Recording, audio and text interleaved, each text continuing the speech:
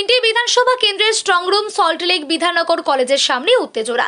তৃণমূল ও BJP কর্মীদের মধ্যে তুমুল উত্তেজনা, হাতাহাতি ও পরিস্থিতি। ঘটনাস্থলে তৃণমূল ও বিজেপির প্রার্থীরা। পরিস্থিতি সামাল দিতে বিধাননগর পুলিশের তরফ থেকে বাইকিং। অভিযোগ, ঘটনার সূত্রপাত বিজেপির ট্রেথের মধ্যে তৃণমূলের ঝান্ডা জোর করে লাগিয়ে দেওয়া হয়েছে এবং ঘটনাস্থলে রয়েছে রাজারহাট নিউ টাউনের বিজেপি প্রার্থী পীযূষ কানুরিয়া, বিধাননগর কেন্দ্রের প্রার্থী ডক্টর শারদত মুখোপাধ্যায়, রাজারহাট নিউ টাউনে তৃণমূলের প্রার্থী তাপস চট্টোপাধ্যায়। পরিস্থিতি সামাল দিতে কেন্দ্রীয় বাহিনী ও বিধাননগর পুলিশ ঘটনাস্থলে প্রথমে মাইকিং, পরে লাঠিচার্জ। মাঝে একটা দিন তারপরে ভোট দেওয়া নাকি উত্তেজনা পরিবেশ কি বলছেন? এটা হঠাৎই কেন হলো আমরা জানি না। আমাদের এতে এলাকা ছিল, ওরা এসে বললেন যে এরকম ব্যাপার করে এরা খুবই হাল্লা করছিল। আমরা এসে বললাম যে এরকম ধরনের কথা করে যাবে না।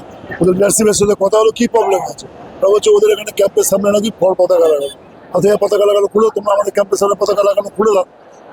তারপরে কালকে যে মিটিং ডেকেছে সিপি সাহেব, সেখান থেকে ঠিক হবে বিষয়টাকে কী করতে হবে, কে কোথায় বসবে সেটা সিপি সাহেব ঠিক করে দেবে। প্রত্যেকে তো একটা করে জায়গা দিতে হবে। এই মুহূর্তে কি অবস্থা? কি এই মুহূর্তে কি অবস্থা? একটা কথাবার্তা হয়ে একটা বিষয়গুলো করা হচ্ছে। এবার আমরা আমাদের কর্মীদের রিস্টেন্ড করছি, ওনাদের নেতৃত্বকে বলা হচ্ছে ওনার নেতৃত্বকে রিস্টেন্ড করুন। স্ট্রং রুমের কি অবস্থা রয়েছে? স্ট্রং রুম ঠিক আছে, ওখানে ভিতরে ঢোকা আছে। স্ট্রং রুমের সাথে এর কোনো সমস্যা নেই।